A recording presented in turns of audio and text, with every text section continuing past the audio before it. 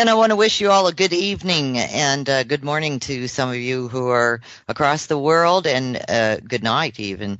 Um, let's see. Today is going to be amazing. By the way, you're listening to the Truth Denied Talk Radio, and I am your host this evening, Roxy Lopez.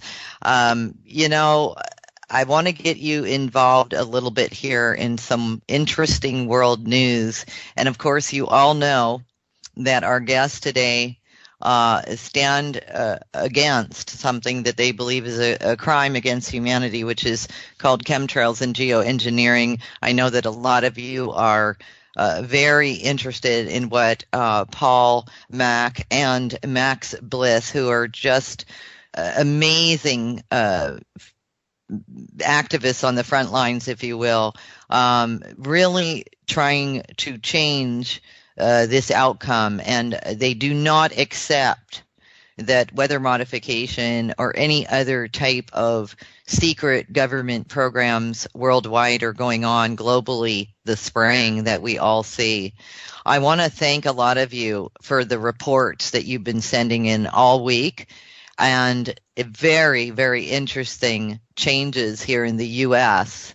as in regards to the type of spraying that's come back.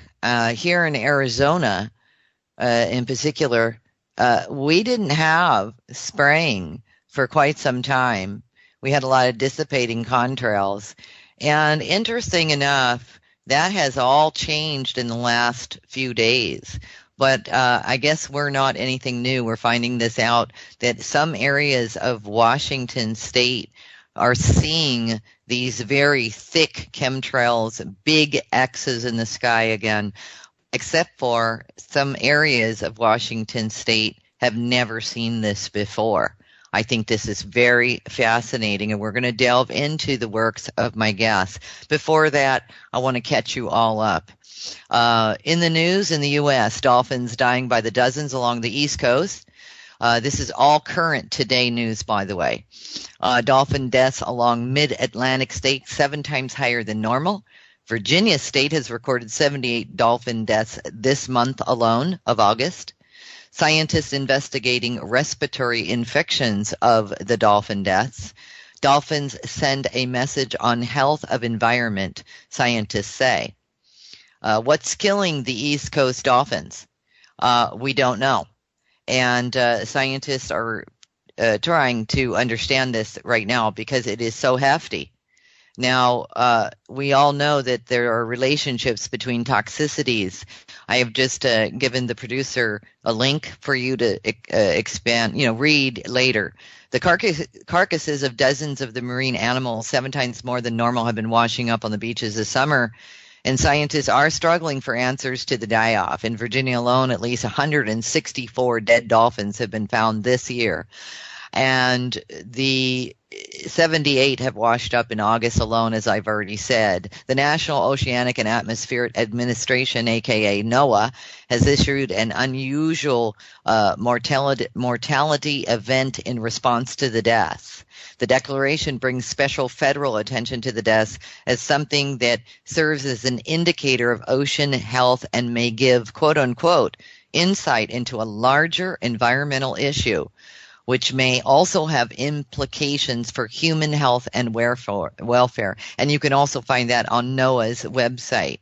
The current declaration for the mid-Atlantic bottlenose dolphin is one of 60 unusual mortality events the agency has issued since they were established under the Marine Mammal Protection Act in 1991. Causes include infections, now to pay attention, biotoxins, human intervention, and malnutrition. These have been determined in about 29 of the cases. If you want to continue to read the rest of the story, we have given you the link. And of course, we'll be talking more about that on the Truth Denied website. In the Philippines, 7 dead as flooding in the Philippines brings Manila to a standstill. 70% of central Manila is underwater. This is a national news agency report. I'll drop the link in for you. You can bookmark it and take a look at it later. This is alarming. 70% of Manila is underwater. All right. The torrential monsoon rains intensified by a tropical storm out over the ocean had already caused significant disruption on Monday, forcing the closure of financial markets and government offices not involved in the emergency response. Those measures continued Tuesday as photos and videos showed floodwaters reaching waist or chest deep on some roads in the Manila region. Of course, the flooding has clogged all the streets of Manila. The water at several dams in the region is reaching a critical level. So the National Disaster Risk Reduction and Management Council has put out a statement as well. More than 130,000 people have had to leave their homes in the past 2 days and seek shelter with friends, relatives, or evacuations centers that have been provided by Manila. The floods have also prompted airlines to cancel flights and authorities to suspend school classes. Very interesting. I wonder if our guests will be able to comment on this weather that is unusual for Manila.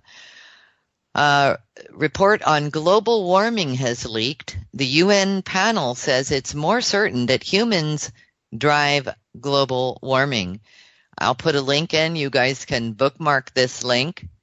Those of you who have tuned in and are not in the chat room, you might want to join the chat room this evening because we have a lot of important news that will be dropping into the chat room. Just go to freedomslips.com and hit the chat room and just sign in. So on this report on the global warming leaked, sea levels are very likely to rise more rapidly. An upcoming UN report says scientific consensus is hardening. The report says it's 95% certain that humans are behind rising temperatures, and the conclusions are consistent with those of other recent studies. This is very interesting. Again, my guests are going to be talking about artificial weather.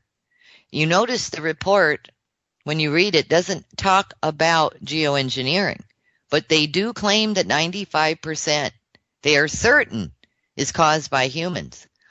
I think that's part of a proof factor, if you will, not reading between the lines, if you will. Another one that's very interesting, climate sticker shock. The Arctic thaw could cost $60 trillion. Scientists look at a warming Arctic and see a shift from white to green as the tundra gives way to new plant life. Governments and corporations are also seeing green as receding ice covers open new shipping routes and opportunities to get a long hidden natural resource.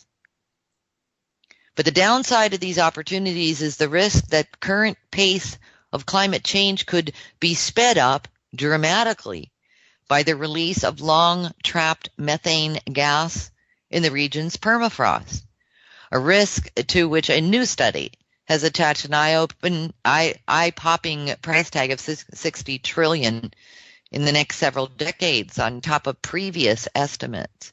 That's trillion with a T, a figure rivaling the entire globe's economic output in 2012. And it's a tab that's far more likely to be paid by the people living in the latitudes far below the Arctic Circle. Everybody should be trying to pay attention to the shifts that are happening in the Arctic and not just leave that up to the Arctic countries and not to some crazy researchers that are in that beautiful white space. We all need to pay attention to what's happening in the Arctic because the Arctic is the canary in the coal mine.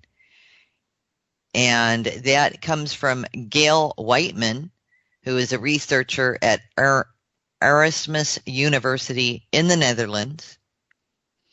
By the way, the developing nations of Asia and Africa face more risk of bigger storms, worse flooding, and more intense droughts, she commented. It will have gains for some countries, Whiteman told CNN, but as we can see, if 80% of the impacts are going to be borne by developing regions, they're not getting any of the benefits. Scientists have long worried that thawing the permafrost soil of the high northern latitudes should release large quantities of methane, a greenhouse gas far more potent than carbon dioxide. U.S. and Russian scientists who study the region say methane has already started bubbling up from the floor of the East Siberian Sea, a region believed to hold 50 billion tons of gas. So let's all keep an eye on that. And please go ahead and take a look at all of the links later on when the program is over, or just go ahead and bookmark them. Again, my guests this evening I find to be quite credible, and I also think that they are really doing a great job in the world. Creating awareness is what their mainstay is, and they really get out there and work it. So they're not just on Facebook talking about the problem. They're actually jumping into the solution. I know that I received a lot of emails and Facebook private messages regarding Max Bliss because Max wasn't on Facebook for a while.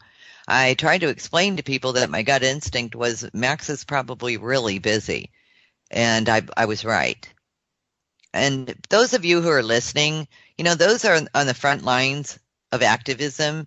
It's getting tougher for us, and we're having to really design,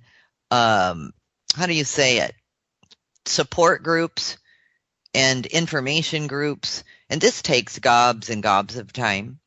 Paul Mack is a 46-year-old Australian Geo-Engineering and Chemtrail activist whose motivation is to spread the word about what is going on around the world and educates as many people as possible regarding the toxic dangers to human and planetary life posed by large-scale geoengineering and stratospheric aerosol spraying. Paul is an activist and has teamed up with Max Bliss and other environmental activists around the world. If you want to see his links, just go to thetruthDenied.com. They're all linked up. Max Bliss joined the British Army straight out of school.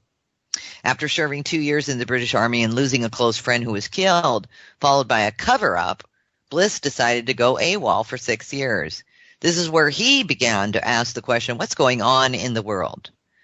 Bliss is a world traveler, a construction worker by trade who spends most of his life outdoors, which is how he came across chemtrails in the early 2012, which prompted him to film the aerial spraying and put the videos up on YouTube for all the world to see. He began the Chuck-a-Boom Chemtrails Awareness Tour and attends conferences in England with other environmental activists attempting to make a difference and create awareness for the public in regards to SAG programs. His group has even confronted the team at the Geoengineering Regulations Governance at Oxford University, as well as many politicians, including the police force. And of course, you all know that Max is very famous on Facebook. The key word here to both of my guests is that they are activists. They take action. They're not only educating, they are seeking to change policy. Because believe me, this thing called quote unquote climate change, there are policies and regulations. So please don't tell me that chemtrails and geoengineering and artificial weather does not exist. Don't tell me that. And certainly don't tell my guests that. I'd like to bring onto the show my comrades in this fight. First, I welcome Mr. Paul Mack. Paul, welcome to the show, and thanks so much for being here. Hey, Roxy. Good to be back on the show, and just listening to your preamble there. Yeah, spot on. Don't be telling us that this is not happening, because it's blatantly obvious that it is. So, Yeah, it's pretty obvious. Exactly. And Max Bliss, come on, come online, come on live. Everyone's been looking for you. They're going to be real excited to hear that you're still alive, Max. Hello, Roxy. Hello, everyone. Yeah, I'm still alive. I'm doing very well, thank you. Good for you. Listen, let's bring everybody up to speed. Max, I'd like to ask you a question. I know that you there are stories and rumors, and maybe you can clarify them about a whistleblowing that you did, apparently with a pilot. Do you know anything about this? And if so, can you tell us what happened? Well, sure. I guess many people will be aware now that I possibly and most likely have been the victim of an elaborate hoax, which I believe was designed possibly to discredit me or the information that I was investigating. But it's been quite an interesting time. I was hooked in quite a bit because a lot of the information that was being shared seemed to support a lot of the research that I was doing. And in fact, it prompted me to research in new areas, which revealed a lot more information, which ironically seems to support a lot of the information that was used to try and create this hoax for me. So to those who did this hoax, I thank you very much. This hoax scenario has not only revealed a lot more research, which I think is very, very strong, it's helped raise the profile of our fight, because obviously to go to such a long, drawn-out hoax, which went over almost a month, it was quite a big deception. It's put the spotlight on our situation, and it's brought a lot more people's interest to this subject. So to these hoaxers, I am very, very grateful. Understood. How did you figure out that it was a hoax? Well, I have to say that when I was first contacted, I was quite hesitant. I was very excited, of course, because I thought it might be genuine, but I was a little bit skeptical. I don't think I really believed that it was a hoax until that organisation that all the activists will know of, called Metabunk, really went to town to try and expose the fact that they had been aware of a hoax. I think Mick West has tried to say that he has nothing to do with it, but I think with the plethora of activity, it's incredible the amount of activity they've done. It seems to me that they would likely be quite intimately involved, even though they say they're not. But I suppose towards the end, really, was when I started to realise maybe this all has been some sort of hoax. Very elaborate and right. Quite, yeah. Yeah, it's unfortunate, Max, and those who know you know your credibility, and I don't think you're going to lose anybody in this. As a matter of fact, I think you nailed it. It all it does is underline what you do, because I don't know if the public is aware, but you are, and so is Paul, that there are industry thugs, industry trolls, industry disinformation agents who are paid by the industry to go out and destroy. And Contrail Science is, I am sure of it, which is Mick West, I believe, website, is one of those industries who assassinate, your public image. So I think you're right, and I think you've got a great attitude about it. Paul, what's your situation with, when Max was going through this? Were you aware as well that, oh my goodness, this is a hoax? Yeah, well, look, these things when they crop up, I mean, we're out there actively canvassing for whistleblowers to come forward. We're offering them an opportunity and a safe environment to divulge information to us, some anonymity in that process. So I guess it was kind of to be expected at the end of the day that somebody would try to pull the wool. We've seen a couple of other attempts as well. But at the end of the day, the way I look at it, Roxy, is that, when you look at an aircraft, there's very limited space and systems available on that, purely because of the nature of the beast. You know, it's designed to fly, so they keep weight to a minimum. Everything is shaped and formed into certain processes and mechanical processes and so on. So in terms of actual available space on board an aircraft to store chemtrail components and have a dispersal system, you're actually very limited in terms of the mechanical space and avionics available to conceal that and make it functional and also safe. So while we were sort of skeptical of this whistleblower in the process, as Max said, the information that the guy put out seemed spot on. You know, like it was just matched everything that, you know, we'd sort of looked at in the background of where you would store chemtrail components and how you would make that a delivery system. In fact, it's still in my mind probably actually what is going on. And what's happened here is that Metabunk have gone, well, you know, the cat's going to get out of the bag here before too long. Why don't we hide in plain sight? We'll debunk our own hoax, and that way, when the cat does come out of the bag, we can say, "Oh, we debunked that ages ago." You know, that's the kind of terrorist act that somebody like Mick West would, you know, propagate on us and the activist movement. I think it's 95% accurate with the centre wing tank. Perhaps there's also these envirotainers that can go into aircraft holds, which would be very easily filled and hidden off the flight line and then just popped in. Loadmaster handles a connection there, and, you know, again, it goes to a spray system. So I think the information that they've given us is fairly accurate, and what they're really wanting to do is just hide it in plain sight and say, "Oh, we debunked that ages ago." That's my take on it.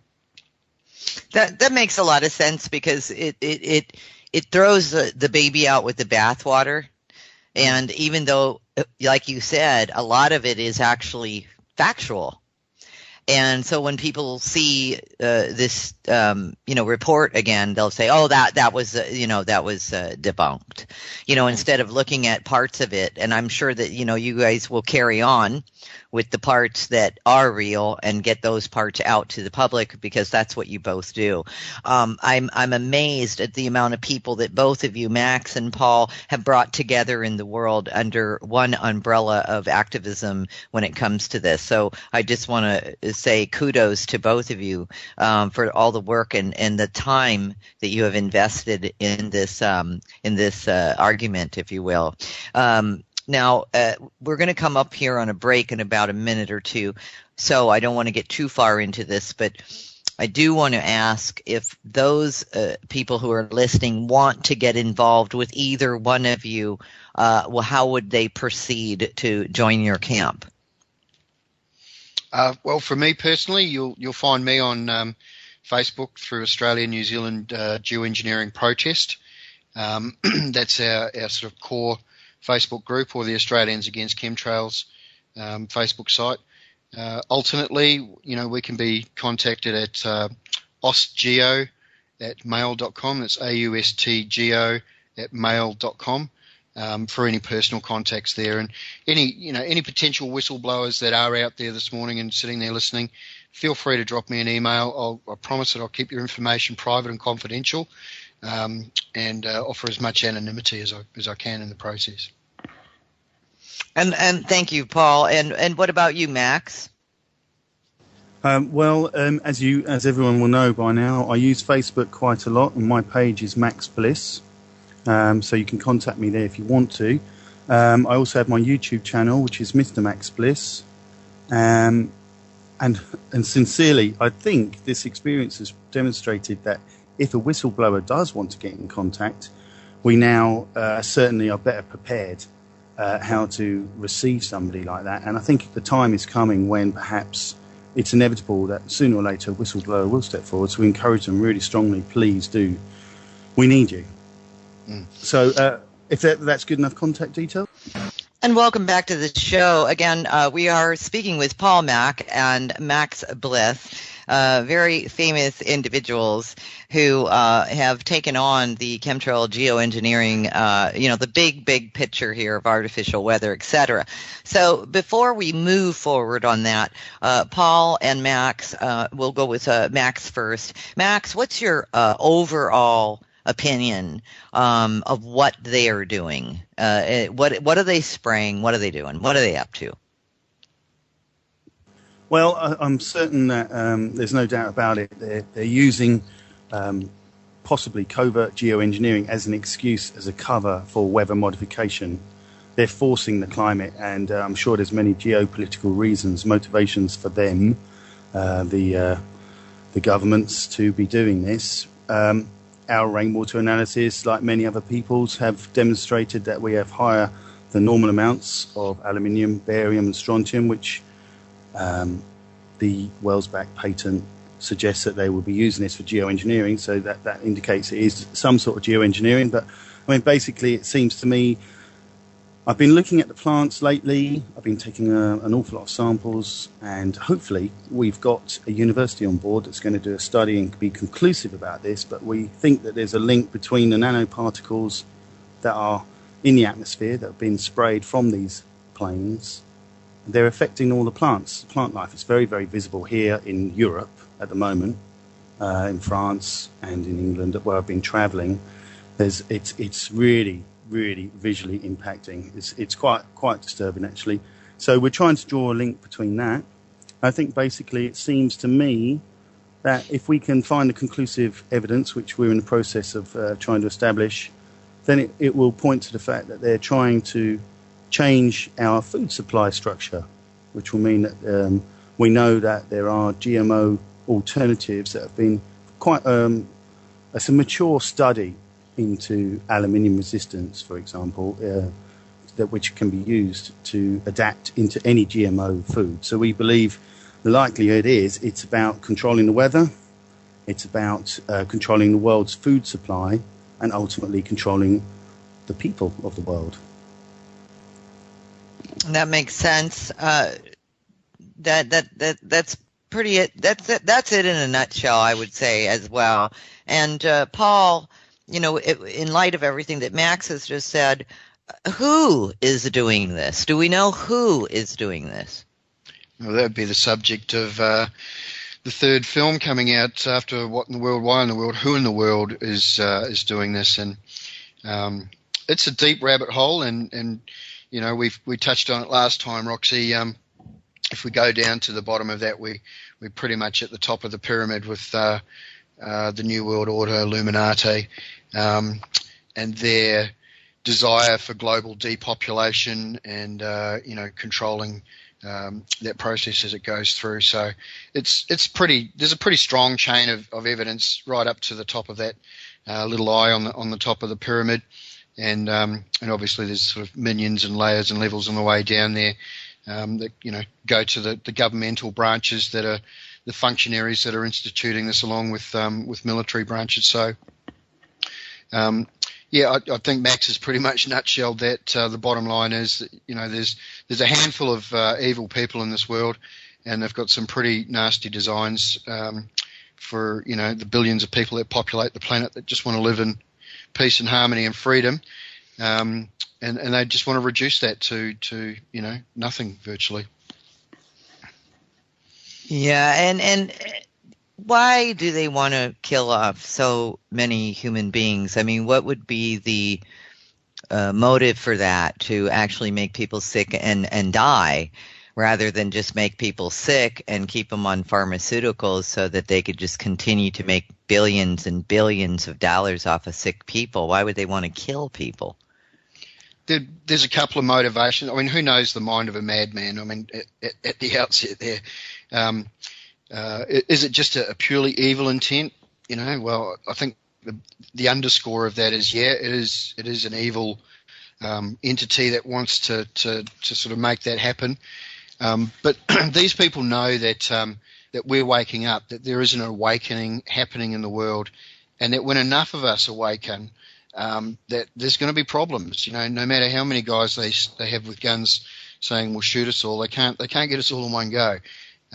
So they're worried that when we wake up, that we're going to come and get them and get them out of their lofty seats of power and dispense with them and you know, try and construct a better world where we don't have megalomaniacs at the helm. So I think that's probably one of their main reasons for wanting global depopulation, is that, you know, when we all wake up, we're going to go for them. So, you know, they don't want that on their on the list of things coming towards them. They'll probably have enough battles to fight without you know, every single human being on the face of the planet standing up at once and going, stop. Absolutely. Are there different agendas, gentlemen? For instance, there's a military document that talks about, you know, the force multiplier. There is, you know, weather, owning the weather by 2025. I believe that's in that document. And then there is weather modification used to drought or extreme flooding. Then there's SRM that they're calling solar radiation management, because we're having some crazy cycles with the sun. And then there are cloud seeding techniques, cloud bleaching techniques. There are a number of, like, Livermore labs and university and a number of very wealthy elites who are putting money into geoengineering, weather modification, etc. So my question is, just to sort of line this up in people's minds, are there multi-stacked agendas for this other than genocide? I'll take that if you like. Go ahead, Max. Sure. Okay. Well, I think clearly anyone that starts to research this for themselves, which I would encourage everyone to do, it's a multifaceted program. But as you look into this, you will find that Agenda 21 keeps on popping up, and which is often known as sustainable development. And basically, there is a huge plan that's been accepted by all the governments around the world that they're working towards, which will make sure that all the resources of the planet and all the utilities of the planet come under control of the UN, basically. And if you look at the history of the UN and who set up the UN, will start indicating who the people are at the top of this. And I think the people at the top of this have a completely different mindset that would be very difficult for us to actually understand. But looking at their own books and their own research, you can start to understand that these plans are very mature. They've been running for a very long time, and they're working towards a time where they can use science to dominate the whole of the planet. And basically, if we can stop this, they know this. They even talk about it themselves, many different occasions. And the only way we will stop this is by recognizing what's happening and taking responsibility and choosing self-determination and working towards exposing it. And that's by raising awareness and by saying we don't consent. We don't necessarily just have to protest, which is making a lot of angry noise. Of course, we should unify and protest, but we should be actually making the effort to say we do not consent to this, which I think is a key thing. People have to research this and understand that you can say, no, we don't want this. But basically, the military documents indicate that they've been trying to control the weather since the Second World War, very in-depth. You can trace it all the way back. Many, many different types of incredible experiments, even exploding nuclear weapons in the upper atmosphere, changing the ionization of the ionosphere. These types of experiments, over 2,000 different nuclear explosions have happened on this planet. These are reckless experiments that jeopardize the sensitive, self-regulating systems of our Mother Earth, which we're all connected to. These types of things are incredible, really. And, of course, that's why they're kept secret, because most people would be horrified to realize the true extent of what a small, dominating group can manage to achieve on this planet in secret. It's absolutely outrageous that we've allowed a system of government where such a small, dominating group can make such massive decisions and even keep that hidden from us. and go ahead and do these incredible experiments that have put this whole planet in jeopardy. They talk about the climate change being something that's the cause of man. Well, I think they should redefine that and say the cause of the men running this planet, because there's no doubt about it that they are the ones that are changing the climate. If there's any climate change going on, it's because it's been engineered since the Second World War, and they're trying to use their crazy experiments as a cover to say that it's a natural phenomena or a phenomena because of our normal industrial activity, which is completely untrue, and use that as a reason to bring in new laws, bring in carbon taxes, bring in new agendas, and basically create the type of change which can move us to a totalitarian global system which they can control. But we have the power to stop this. We have the power to stop this when we realise what's happening. If you look at the governments, and if we can say, well, are they really behind this?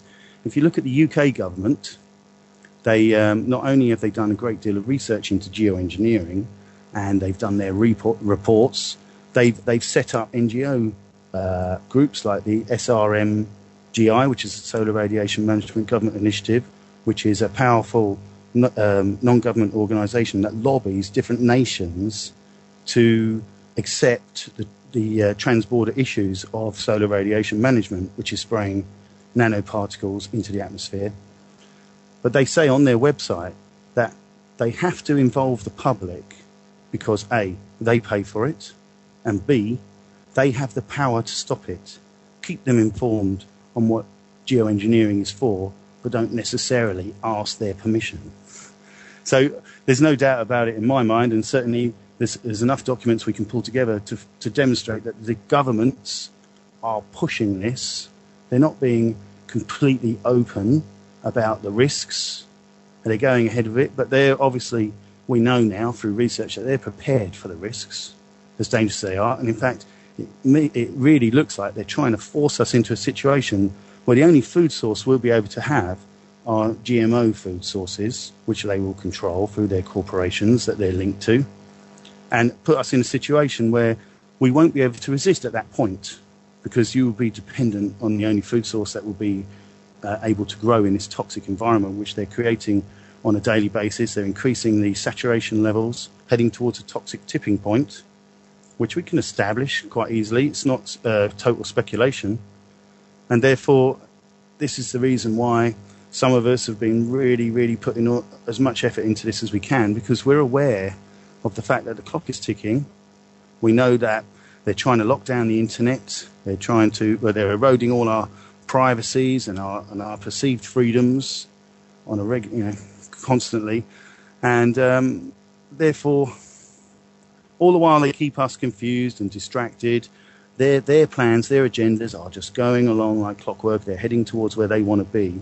And, we might be distracted and not really focused. But if we can focus using verifiable facts and sharing information, perhaps standardizing our information and discrediting all the disinformation and coming together as a group, we can quite quickly focus in on the facts, and then we can organize ourselves and structure ourselves and recruit extra help. And I have to say, but the reason I've been quiet is because I've been on the road. I've been in England, and I've talked at a couple of conferences, and a lot more people are coming forward to give us help. We're getting some legal help. We're getting more professional help. We've got a university on board, and I think that as we are raising awareness and we're finding verifiable facts and we're building a bigger, more complete picture, many people from within the establishment are starting to take it more seriously, because I think most people working within the system are actually compartmentalized, so they don't really know the big picture, and they're often stressed and they don't really know, they don't get an opportunity to look at the bigger picture. So what we're doing, our efforts, is actually collating all the information, bringing it together, and we're trying to approach different people that might not necessarily see that information, and they're taking notice of it. So I think that's where we're all heading, really. That's very interesting, Max, that we as the people, we're assuming that people in government have been versed on all of this.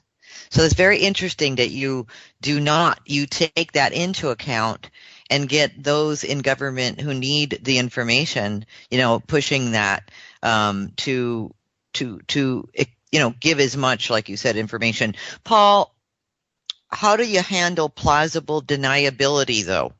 What do you do with that? In other words, here's the information, Governor, or whoever you're addressing at the time.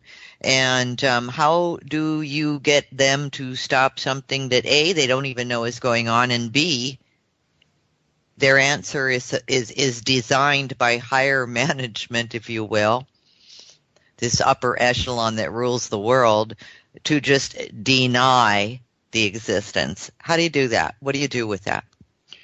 It's a good question, Roxy, and it's something that we're faced with on a reasonably consistent basis.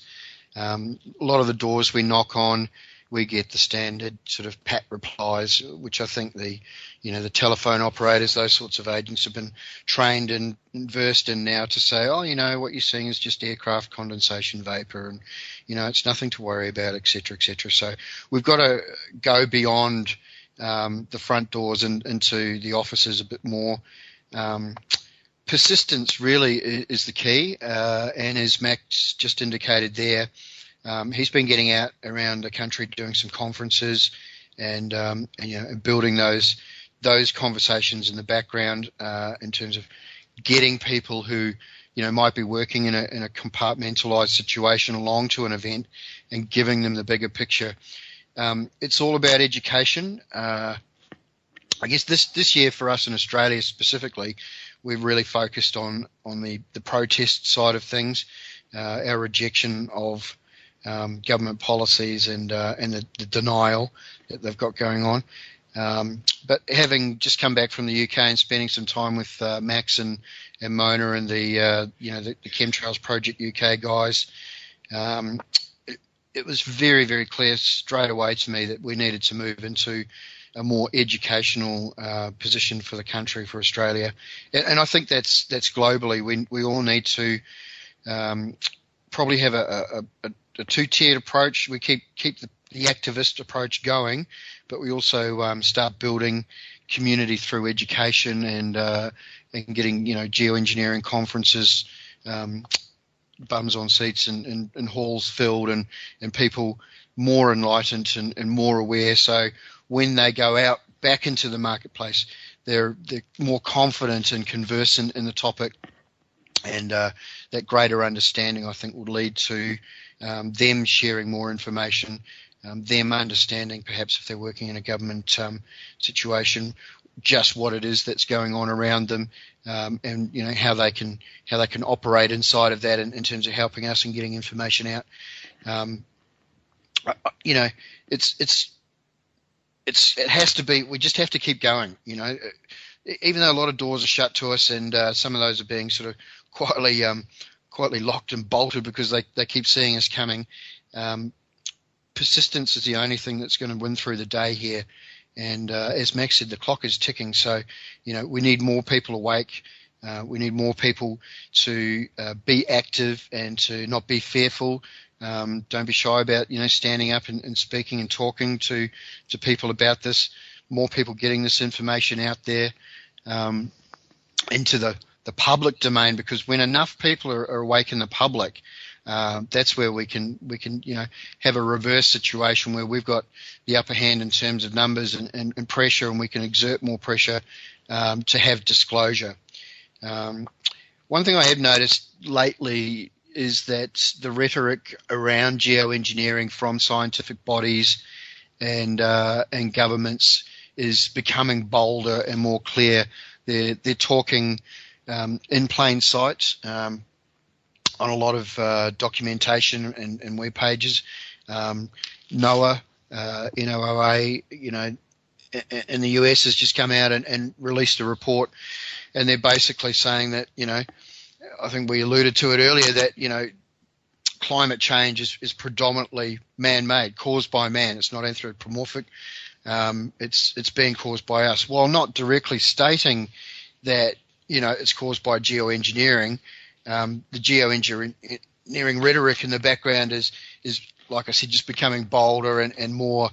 It's not proposed; it's what we're doing in the background, kind of thing. So, I think as they're advancing their plans, we need to, keep advancing ours in terms of just waking people up and having people aware that this is going on, pointing them towards that information, and then getting into a position where we can just start getting into a few of these conferences and putting the facts on the table and showing the evidence that we do have, which is hair tests and blood tests and water tests and soil tests, showing those very, very highly elevated levels of aluminium, barium, strontium, sulfur dioxides, those sorts of things.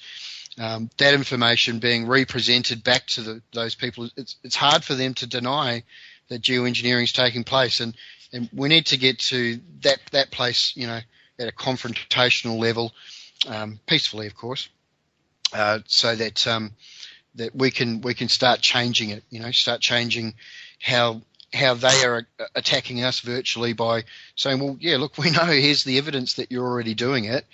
Why don't you come clean? Why does not the government give us the disclosure that we're looking for? And like I said, the only way we're going to do that is through persistence. Correct. And I think that, both of you completely understand that there is a reason why they have these experiments going on, in plain sight, yet they're a secret.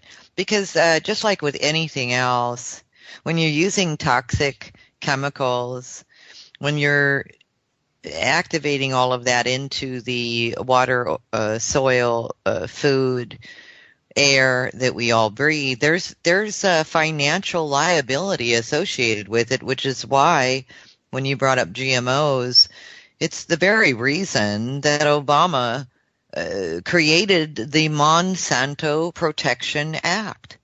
I mean, here in our country, we're trying to fight GMOs and just get labeling on the food.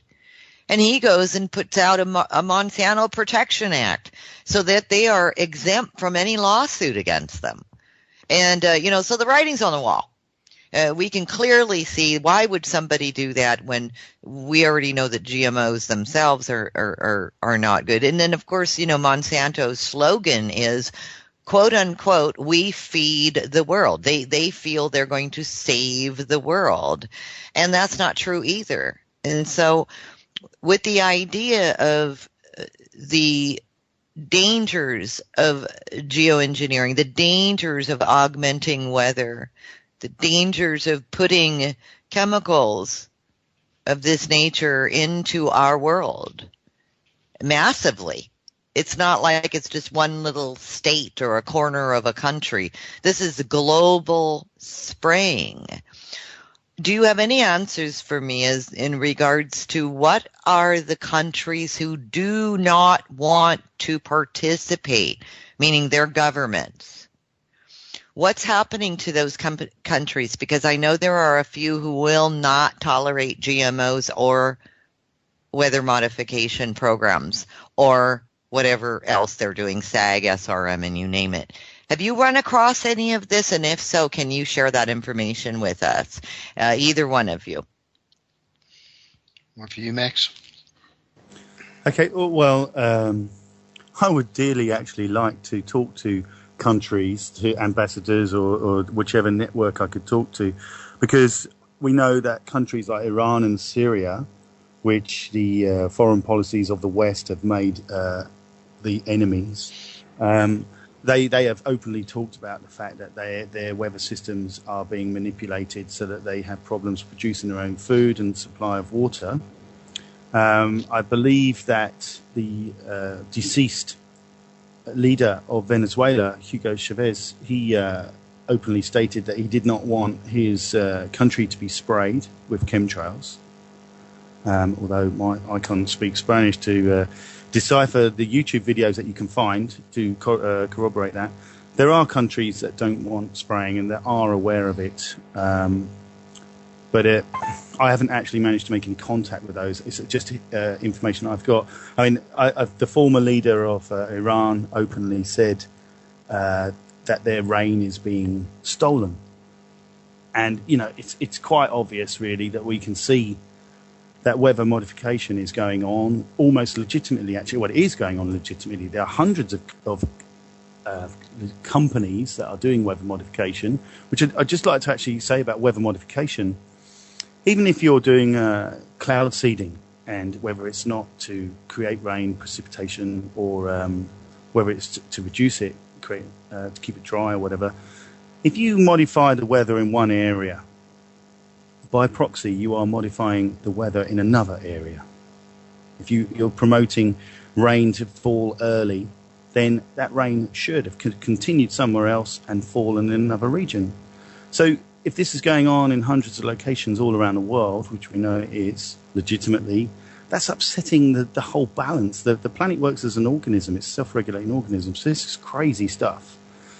As far as answering the nations, I mean, the problem is most nations are brought under the wing of the umbrella of the United Nations. It's a very powerful group. And if any nation wants to speak out against the United Nations, history has proven that they will suffer economic sanctions in one way or another to try and bring them into line. There's a man called John Perkins who was an economic hitman, and basically his job was to go to different nations who weren't fully on board with the bigger picture and try and put economic pressure on them. And if that doesn't work, then the next stages are to create wars. And I think if we're honest and we look at the amount of coups that have been attempted by joint nations, I think it's 50 plus around the world that MI6, CIA, Mossad, and all the different agencies, probably one agency really, have been involved in. So basically, there's a lot of pressure on countries that are willing to speak out, and those nations that do speak out seem to get demonized, get put on that list, the axis of evil, and basically are subjected to lots of media coverage and propaganda and demonized. And we're in a situation where any nation that's brave enough to stand up against this this dominating force on the planet, they get the full brunt of their persuasive ways. So I think that it'd be great to contact them directly. But the way that we're going to change the situation is actually by reaching out to all the people and educating them, and more importantly, reaching out to people within the establishment, because we're never realistically going to have a revolution and stand up against this system that is so slanted and skewed against us, and is probably even provoking us to do this. We're not about that. What we're about is actually getting people within the establishment that might not know the truth. And welcome back. You know, we just put a HARP document into the chat room as well.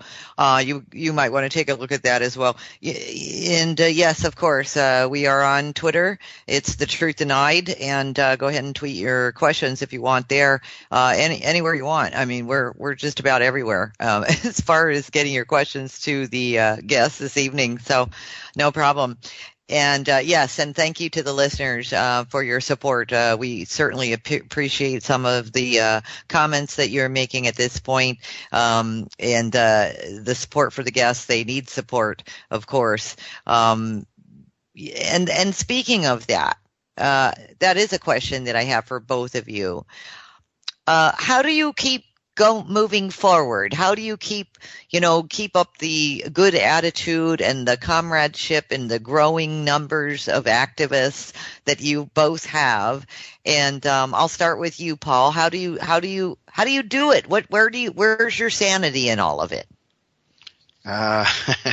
Some days, it can be quite insane. But look, at the bottom of everything, Roxy, I'm kind of the guy who just loves people naturally. I mean, I find great joy in people's freedoms and expressions, and the way a well-conducted life is led and put out there. And I think you've got to have a heart for people to be to lead in terms of activism, and you've got to have a heart for the planet. I mean, they're destroying us. Make no doubt about it. They are destroying us. Their mission is to get on top of us, and and my mission is to combat that, is to beat that, you know. And to do that, we need people. So I guess in the background, just through the years, different things and roles and jobs and things that I've done in life has kind of led to this place where all of those tools and everything can be put together in terms of being, you know, an activist leader and trying to, you know, lead people into terms of knowledge and waking up. So it's kind of more like I was built for it than anything else. But you know, having a heart for the people and a heart for the planet and a heart for freedom is the momentum and motivation that drives me, gives me energy. I've been flat out doing this for almost 2 years now without, you know, really too much of a break in between. And, you know, every time I get with a bunch of people and see them stepping up to speak out and you know, be active and create another voice that brings energy to the situation, I get energized. You know, I love seeing that. I love seeing people stepping out of their comfort zones and growing and you know, challenging themselves to be a better them. You know, and I encourage that everywhere I go, you know. And as I said just recently, you know, I was in the UK with Max and the guys over there, and the warmth and the love that I was received by when I was with them was just amazing. It was just energizing to be with those guys and see what they were doing, and you know that I've got brothers and sisters like this all around the world who are doing the same thing, and that drives me every day as well. You know, just to know that, you know, I'm not alone doing this. That there's hundreds of other people out there doing this, and a lot of people are doing it tough. You know, like we're not extremely well financed. This is predominantly all coming out of our own back pockets, and you know, to see people giving at that level because they care, because they want to make a difference. You know, it takes away any doubts that you might have that, or you know, any excuses you might have to not go and do it. You know, I can't not do this because you know, I just look around at everyone else is doing it and I go, well, you know, I'm just like them. I'm just another person, ordinary person who just woke up one day and saw what was going on and knew that something had to happen. So that's what keeps me motivated and moving forward. You know, that the comradeship and friendship and love that I've got from people all around the world now is just amazing, and it's inspiring and you know, keeps giving us energy to fuel the fires. Do you get all that? Yes, I certainly. And Max. Yeah. Yeah. All of the above. They're so well put, Paul. And after meeting you, mate, I can really say you are a kindred spirit, one of my brothers for sure. Thanks, Max. To keep going, basically, it's a question of we get a lot of support. A lot of people help us. You know, it's a growing movement. And yeah, we're putting a lot of energy into it, but we get a lot of feedback, and we can see our efforts are providing a response. You know, the response is driving us on. More and more people are finding out about this. We're optimistic. We're finding more and more evidence. The evidence is getting stronger and stronger. You know, the powers that be know that we can do our best to speculate and to postulate and to find evidence. But at the end of the day, without full disclosure, we're always going to be doing the best we possibly can. And that's what we're doing. We're just doing the best we can. We're with so many people we're connecting with. There's an energy that's built up, learning to trust in people. We keep positive. It's probably, for me, my life has just kind of shaped me for this. So whether that's coincident or whether it's a calling, I can't really say. But you know, I'm stepping up. I can't stop, because you know, when you research into this and you find out enough, you can't really decide, oh, I'm going to ignore this. You know, it's too late for that. This is all or nothing, really. It's too important. And I actually feel. I don't know, we're getting somewhere. And that's the other thing that keeps us going. We're actually making progress. We're actually reaching more people. The types of people we're meeting now, I've had meetings with people recently. We're getting a little bit of sponsorship once they get the right type of proposals. I mean, we really are using all our own money, and for, you know, it costs a lot of money to do everything we can. You know, it's hard going, but people are helping. I'm getting a lot of help with keeping the van on the road, and it's just amazing, really. It's a privilege actually to be doing this, and you know, the thing that really keeps me going is all the people. We are uniting, and I can feel that energy, and I think everyone else can feel it. There's a massive change going on, and we're a part of it, and we just keep moving forward, and we know that if we persist, as Paul says, we will succeed. I have the utmost confidence that we will succeed as a people to free ourselves from this domination. I agree with you, and I think that you know, I love that you both stand by that we see the change, and then feel the energy of the unified, you know, brothers and sisters, if you will, and we've seen a complete change. You know, all of us have in the last couple, 2-3 years, if you're paying attention. And so with that in mind, you're right. There's an energy, there's a tipping point. There's, you know, we can call it whatever we want to, but that has been talked about quite a bit. You know, even this year on my programs, 2013, more and more positive guests, or the information that they're giving is more and more positive. It's like everybody that's, you know, sort of focused on, you know, the world, the planet, and the benefits for the planet, and healing the planet and healing humanity, really. They all feel this energy. So I have to agree with both of you that, you know, it wasn't so easy 4 and 5 years ago. And God bless, you know, those who have been doing this for 20 years, you know what I mean? Because they didn't get the luck or the timing that we're getting. So I really appreciate you putting that out there. That's very positive information. A couple of really cool questions that came in, and I know this gentleman, I recognize his name in the chat room, and Charles is asking, so what about the idea of a Faraday cage being thrown around the Earth, notwithstanding that nano aluminum is extremely toxic? And then he also wants to know who is going to prosecute them.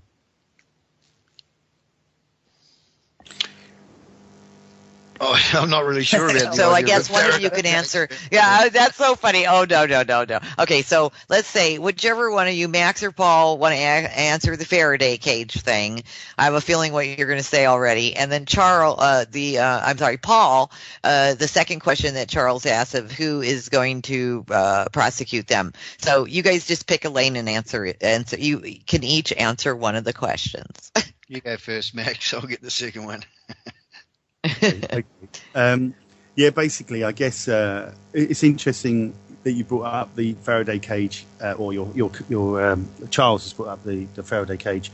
One of the main problems that a lot of people probably may not be aware of, or they're starting to become aware of, is electromagnetic frequencies and the radiation from the electromagnetic radiation smog that we're all exposed to. You've got mobile phones, you've got cordless phones, you've got Wi-Fi.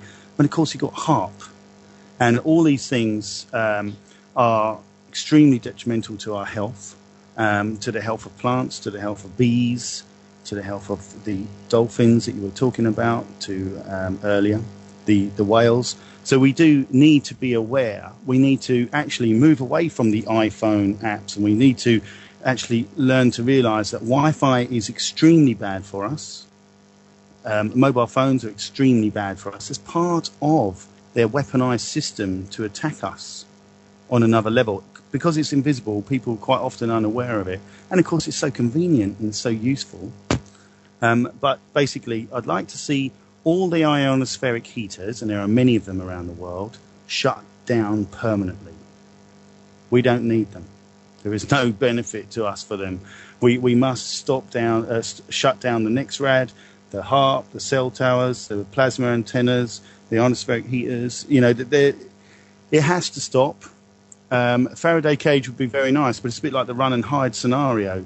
It's okay for a while, but we really need to just get to the actual problem that's causing the symptoms, which is this incredible leap into science that they've known about for over 100 years, that they've been developing incrementally, and we need to stop this. It's incredibly dangerous, and this is an integral part of the chemtrail story, because obviously they use HAARP to control the weather and for many other incredible agendas. And it's well, we could probably spend the whole evening speaking about that, but I think that's an important thing that we have to understand. We're going to have to come to terms with the fact that they've given us certain temptations and benefits of using their technology, which is actually very, very harmful to us. And we need to, at some point, address that, understand it, and learn to realise we're going to have to live without it, or live with some type of altered technology that's safe for us. So I'll leave that with you, Paul. Yeah, I agree. I agree. And just as a caveat, and then we'll see what Paul has to say about who's going to prosecute them. But, you were talking, Max, about, shut this down permanently. And, of course, the Carrington event of the 1800s would shut the grid down permanently, a good-size X-flare. So you never know. It could get all shut down. Paul, what about who is going to prosecute them?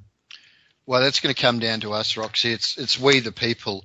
We're building organisations and communities right now, and numbers are coming into those communities.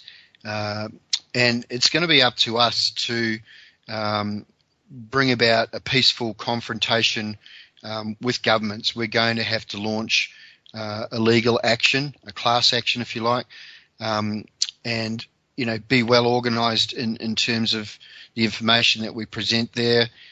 Stuff is being put together in the background with the international directive to ban geoengineering. That's a document that's being worked up to be used worldwide as a presentation tool to governments, and that's how it's going to have to happen. These guys are not going to self-regulate. They're not going to shut themselves down. We're going to have to do it by mounting a challenge and standing up to them literally, and that's why we're building community. That's why we focus on building communities, because it's the people around us who have resource and skill sets. And as they awaken and come online, especially those that are working in institutions and things like that, we've got assets there that we can use to assist us and equip us to get to this point. We have a mounting pile of documented evidence, and we're looking to ultimately a court action, a class action at the end of the day, to present that and use that as a tool to bring about government disclosure. So it's us who's going to prosecute them in terms of getting this thing on the road and moving. So and I'm confident, and we talked about a global tipping point earlier. The clock is running on their side, but it's also running on our side. We are moving forward. We are getting information. We are getting the tools and equipping that we need in the background. We could do with some more wealthy benefactors to come in and finance us a bit better in places. But overall, it is coming together. We are making progress, and that's evidenced by the trolls and shills out there getting more and more desperate to try and discredit us and try and distract us, and the level of attacks that are coming from them.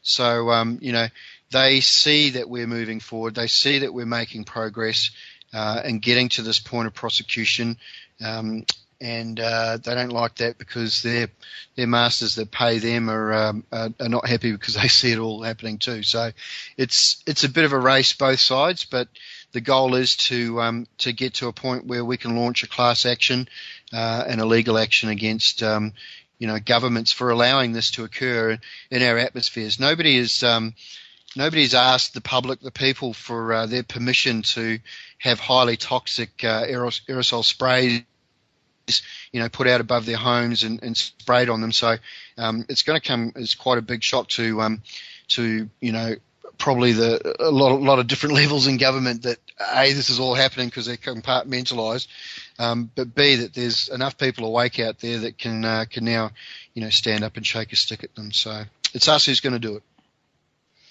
Understood. And our producer had asked earlier, how are there so many people involved, for instance, working, flying the planes, the chem planes, loading the planes with the stuff, making the stuff? How are there so many people? Because this is global and it happens all day long, every day. There are a lot of people involved in this. How is that possible? Yeah, there are a lot of people involved in it, but maybe not as many as we think. From my point of view, it's a need-to-know basis kind of situation. A lot of this is compartmentalised. A lot of people don't actually realise they're a small cog in the wheel or the chain, a link in the chain. In terms of getting material onto the planes, there's the hoax that came to Max. I mean, that outlined a chain of command there that seemed quite reasonable to the way I was thinking about it all. Very few people actually have to be involved in that process, and those that are, I suspect that they are held there with a really on a fearful basis. They're threatened. That any disclosure would, bring an immediate effect to them. I suspect they're very, very, very well-paid people, and they don't want to lose that income that supports their families, or have some threat hanging over their head against their families. So, it's probably not that many people involved, but there's a lot of cogs in the wheels, that don't know what they're doing. People who are making these chemicals in the factory, they're just making a chemical. They don't know where it's going. It's just being shipped off to some front shell company that's set up by the CIA, who then handles that and then sends that off to be loaded into whatever mechanisms are being used for ejection. So at the end of the day, there's a load master on the plane who makes a connection there, or if it's fuel based, or it's stored on the plane with probably very few people knowing. It's quite possible a lot of pilots aren't clued into it. There's not maybe a switch in the cockpit that they turn on and off, but these things are set off through GPS tracking and locators, so there's an automated process for them. While the pilots up there are obviously seeing chemtrails every day, they may not be aware it's coming out the back of their plane. They're looking forward, So, yeah, there's a lot of people involved, but it's not a huge amount of people. So, through fear-based mechanisms, through ignorance and compartmentalisation, I think that, the lid is just being held onto it. I suspect that, very soon, we are going to get a few people coming forward and wanting to work with us, and we're certainly obviously encouraging that. But yeah, it's like pennies are starting to drop around the world, and people are really starting to have some question marks, not only about chemtrails and geoengineering, but if you look around, there's a lot of other activist movements that are waking up and moving. The whole fracking movement right now is phenomenal. Just to see what's going on in the UK, around Australia, and in the US, people really getting up in the grill of everybody there in terms of activism, and we need to join with those guys too and support them, as they need to understand that it's all connected. It's part of the bigger picture, and as that awareness, that awakening continues to grow, that tipping point will come to us, and the people who are inside the mechanisms that do know. They're starting to realise that we're not going to go away. We're just going to keep coming. We're going to keep marching towards them, and we're really hoping to see some of those people go, well, maybe my conscience isn't that seared after all. I'm going to be held accountable for this at the end of the day, whether it be on this life or another one. Maybe I should step forward and say something now and help these guys rather than hinder them. So, That's where I sit with all of that for sure.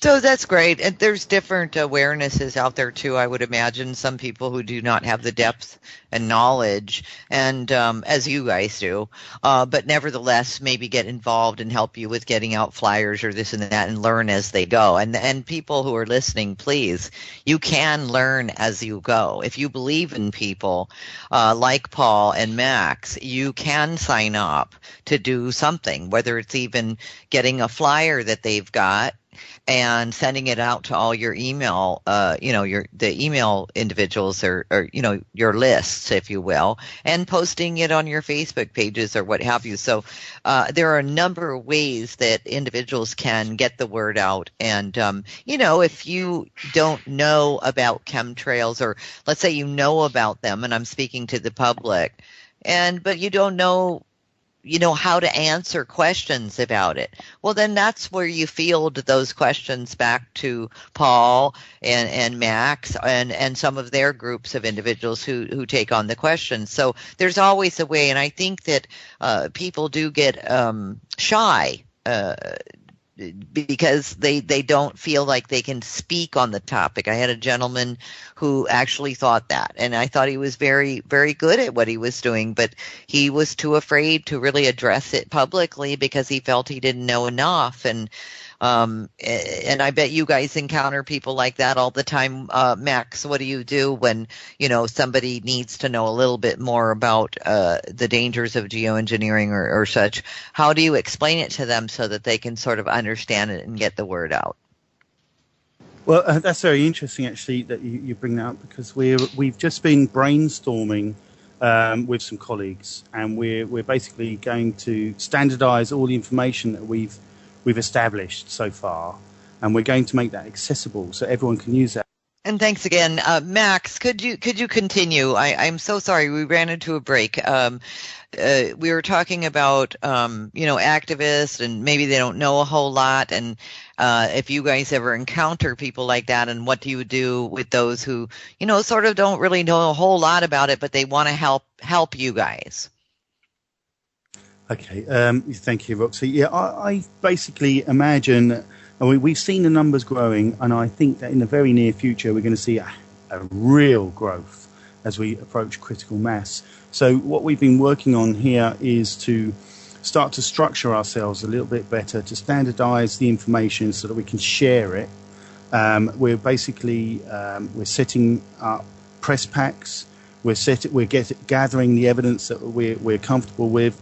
We're doing online flyers so people can just print them off themselves and use those to share information. We're setting up questions, pretty much on the model that Metabunk used. And Metabunk tried to have a series of questions to say, this is what to say to a chemtrail activist.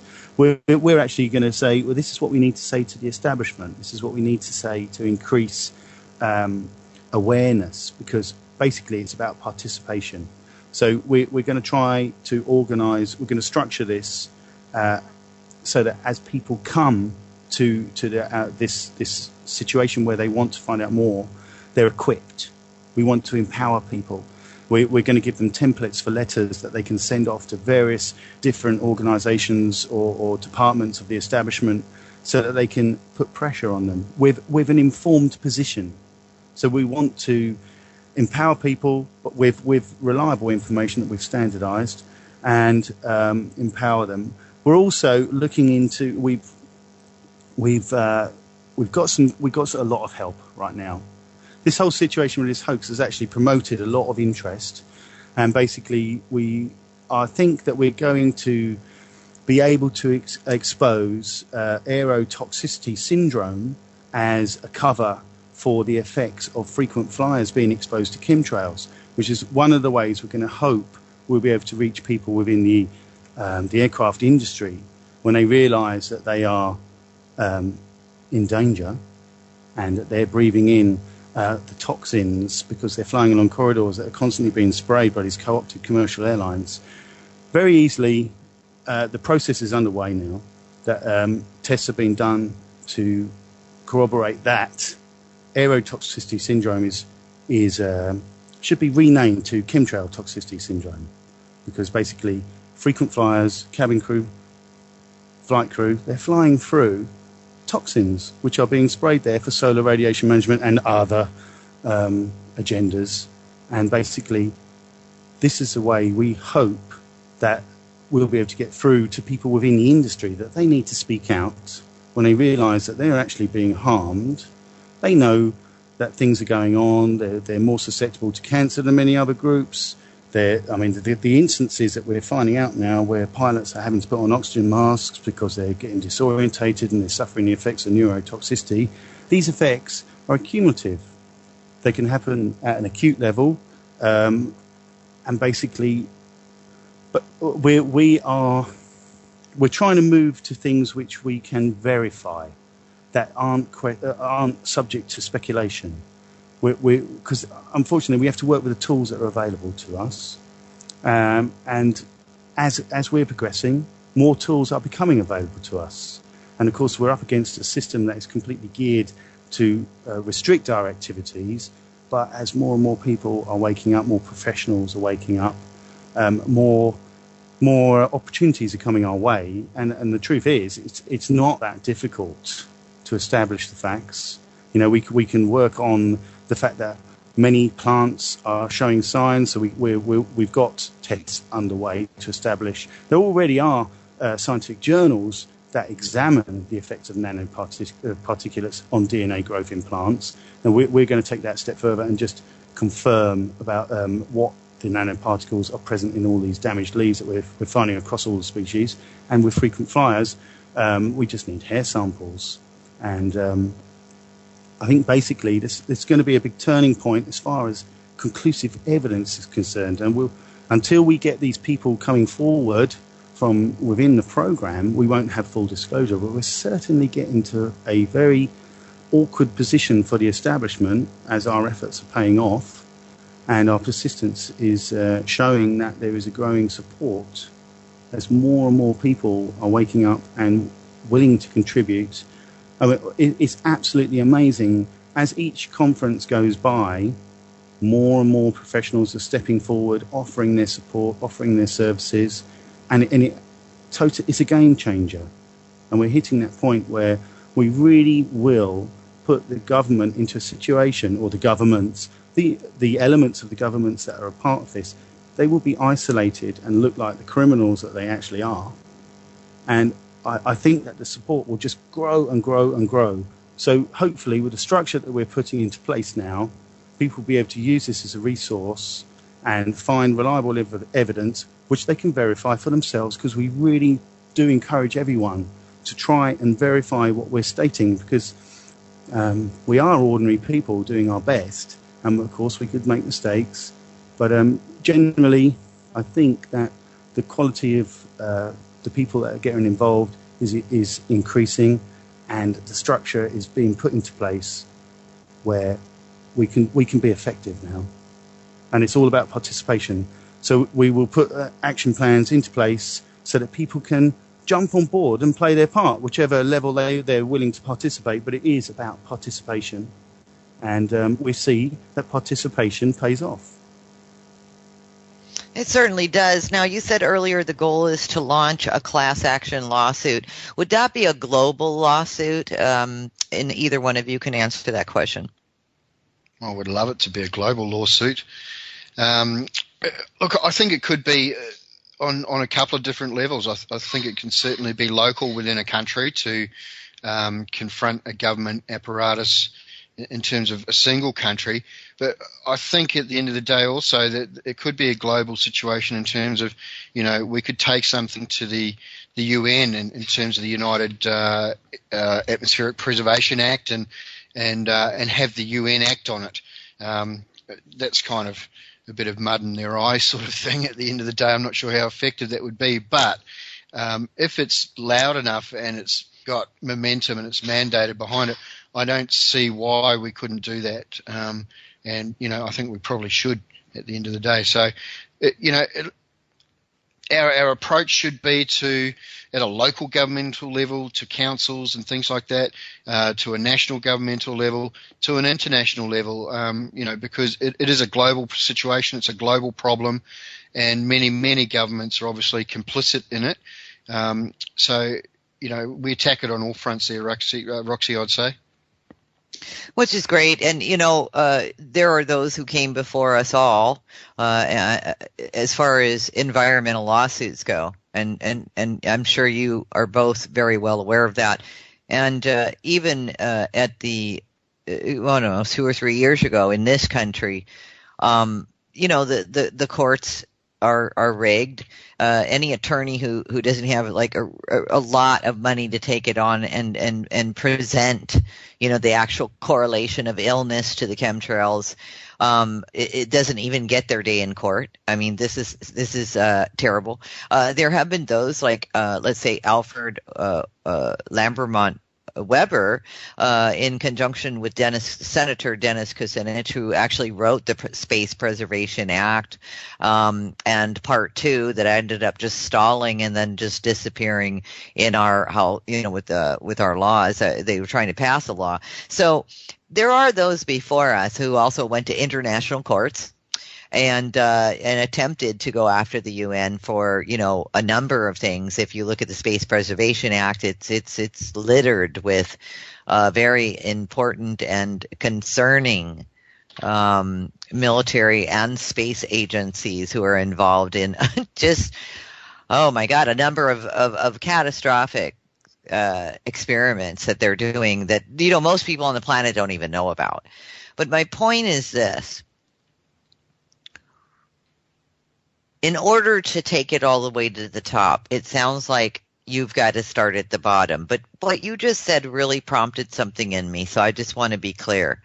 It sounds like what you guys are doing is sort of spread across all levels, all platforms. You're inviting everyone to come in to challenge it, meaning geoengineering, on any level. So if you could get them busy in the courts, in the municipal courts, in the state courts, and all in the UK, of course, in Australia and New Zealand, what kind of court system do you have there? Paul, you can answer that, and then I want to know with Max, what kind of court systems are you dealing with there? We've pretty much follow the UK model there. You do? In terms of because we're Commonwealth countries, so we're very much in a parliamentary and judicial process following the United Kingdom model. But we need to get it across all avenues and into all different bodies and courts and conferences. The attack has to come on a multiple basis on many fronts. Not that our goal is to tie up resources, but right. The facts are out there and they need to be presented, and we'll present pretty much to anyone who listens. In terms of legitimate and legal capacity. So No, okay, and that makes sense. And Max, as far as how did you come across this geoengineering regulations governance through the Oxford University, and what is your relationship to the politicians there and the police force as well? Because you've mentioned that before.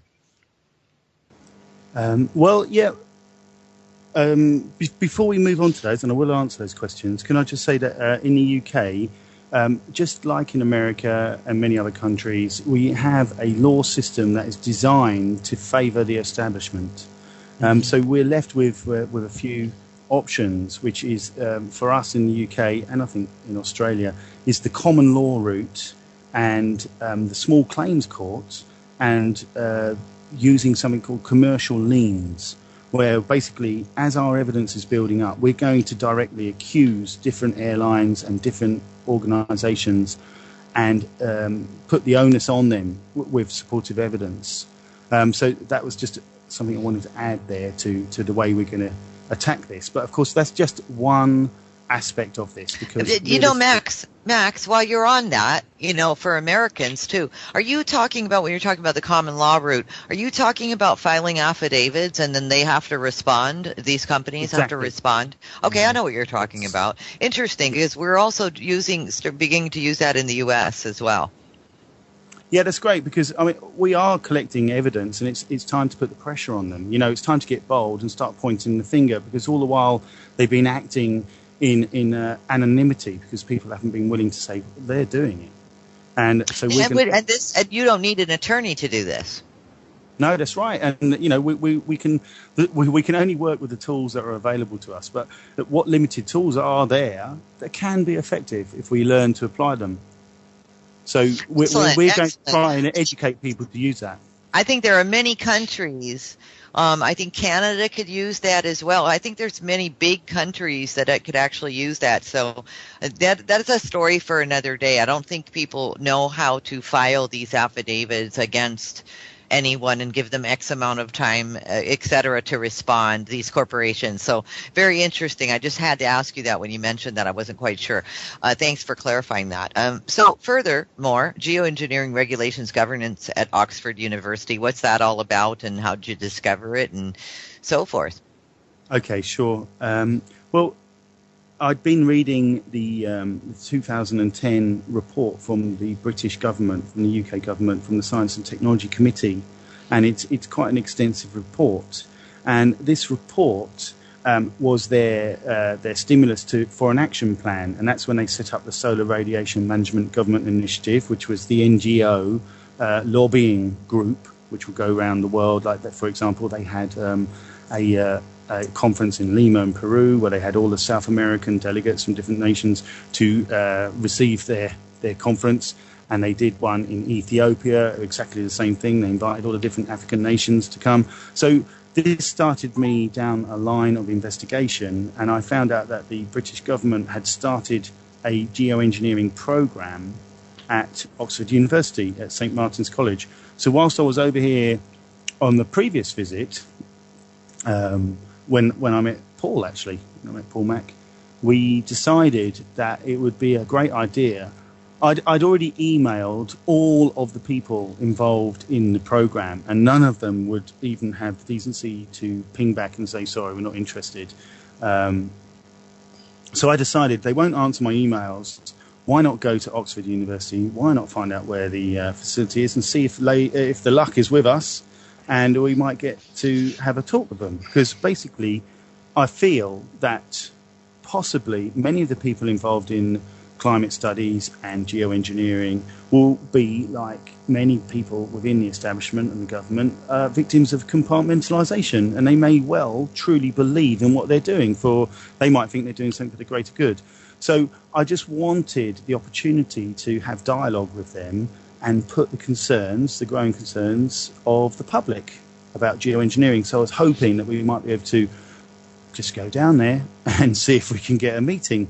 So we went to Oxford University, and the town of Oxford is basically, it's a very old town, and it's just filled with beautiful old buildings, and a lot of the buildings in the centre of town are campuses for the different colleges, and it's not that easy to find your way around. So we were getting directions from different people, giving us information where to go. And when we arrived at St Martin's College for geoengineering program, it was being refurbished. So we got new directions to another area, and we walked all around Oxford, and we eventually ended up at this location, which had no reference to it that it was geoengineering, but because we knew they were redirected because they were being refurbished, we tried it out anyway, and basically we managed to stumble upon the department that was dealing with the governance for the regulations of geoengineering. Wow. So it was really, I guess, a little bit of luck or divine intervention, whatever you might want to call it. But it was really, really very incredible. And we were directed at the reception up to one of the ladies working in this department, and we had an interesting chat. I did manage to record a little bit of it, and basically she admitted that the governance, the work on the governance is at an advanced stage, and it's almost ready to go public now. And I believe that the amount of pressure and the amount of work that's going into geoengineering suggests that they want to go public with this. that they want to, rather than covert geoengineering, they want to do overt geoengineering and sort of push on with their agenda. And it was really revealing talking to this lady. And she was very nice, and it was clear she'd never had a visit from anyone. She was really quite surprised. And, well, I don't know. Situations like that, they're like turning points, because we were able to deliver them the directive, which some really nice people have been working hard on, Olga Raffa and Alex Longman, and actually more people are working on it now, which the directive is a document that we want to present to the establishment that explains our concerns, the history and development of geoengineering, and so we got an opportunity to pass that on to them and let them know that basically the public are waking up and the deception is not working any longer. That, we're not there to confront them and to create a big problem. We're there to say, listen, you need to realize we know now, and you need to share information. We need to talk to each other. We need to share our concerns, because I don't know if all these people that are involved are aware of the bigger agenda. I think they're just probably working as hard as anyone else is and believe they're doing the right thing. But they need to know what we believe, our conclusions, our concerns. And so it's a big turning point, and it certainly is it's a step forward. It sounds like it, Max, and of course it's a step forward. And what are you going to do to prevent the possibility? And I want to know this for our country, and I know a lot of people would want to know this too. What will we do when they, throw this? Okay, we're gonna look into this, and we're gonna send it, out to our scientists and our labs, and thank you, for your attention to this, and blah blah blah. And then 10 years go by of faulty science, and meanwhile the programs are, basically this is what happened, how fluoride in the water got away from all of us. And by the time we tried to do anything about it, it's just a way of life, and it's been propagandized, and I'm sure it has been in the UK as well. It's been propagandized that it's good for you, and it makes your teeth stronger and your bones stronger, and we all know it doesn't. My point is, how do you get out in front of it at this point? Is that what you feel that it's possible that you are doing? Because it's still in a regulatory stage, and they're still trying to figure out, what policies should go with, geoengineering and climate change and experimentation, et cetera. Is this an opportunity for activists to get in front of it and shake a finger at government and say, oh, no, you don't? Yeah, I totally agree. I mean, unfortunately, I think that we are just about at the state. They haven't got the regulation in place yet. The governance isn't set in place, and it's always easier to stop it before it is in place. Once it's in place, it's really, really difficult. Now, the thing is, we are lucky enough that we've come across people who are professionals and who have a lot of credibility, and that will be researching evidence that we will be able to really inform people with reliably. Basically, this whole program, which I believe to be a cover anyway, the geoengineering, is a very risky solution to a problem that they're talking about. Global warming, I believe, is a fraudulent claim, which I think can be explained very easily. If you think about the Vikings were growing barley in Greenland up until the 14th century, which proves it was warmer then. Then we had a mini ice age. There were markets on the frozen Thames during the Middle Ages. Basically, it's very easy to realise the Earth goes through natural cycles anyway. But, I mean, that's a whole different talk. But ultimately, the solutions for this fraudulent claim, in my opinion, are spraying these toxins into the environment for solar radiation management. These are highly toxic, and we can establish how toxic they are. We've already collated many, many studies about the negative health impacts, which are irrefutable. We're starting to collect really good information about the dangers to plant life. The reason the bees have gone is because of the electromagnetic smog. It's not to do with pesticides from Monsanto or the petrochemical industry. We can prove that. There are lots of things that actually we're not as helpless as the establishment would have us believe, not at all.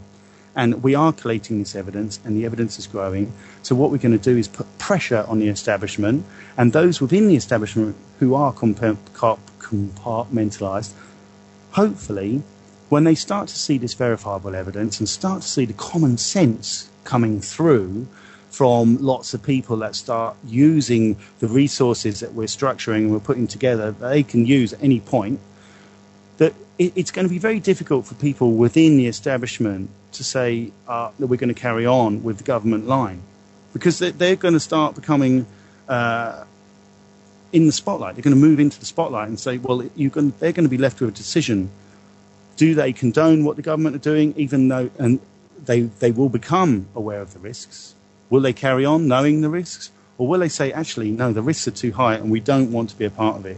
So we're hoping that people within the establishment will start realising the bigger picture from an informed viewpoint and start really disintegrating the power and effectiveness of these people at the top of the establishment. Which is a wonderful thing, and I love what both of you bring so much positive to such a dark subject matter. So, I want to thank you both and commend you for your tenacity, your perseverance, and all of your efforts that are really truly paying off for all of us. We all get to experience some of the goodness that you guys are prevailing in the world, and you will. I also love that you have change such as